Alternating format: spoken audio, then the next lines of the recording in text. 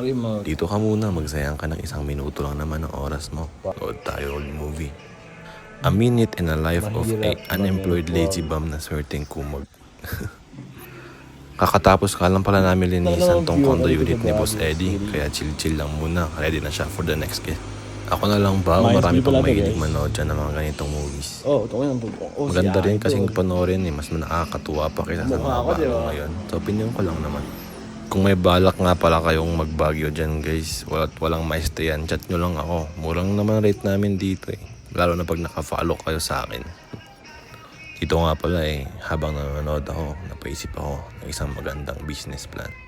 Business siya na high risk, high reward. Malaking puhunan ang kailangan, hindi lang pera, pati sakripisyo. Naisip ko dito kung anong unang bibilin pag pumaldo, bahay lupa ba o sports car. Pwede rin namang pang capital sa ibang business o pang pasyal sa ibang bansa.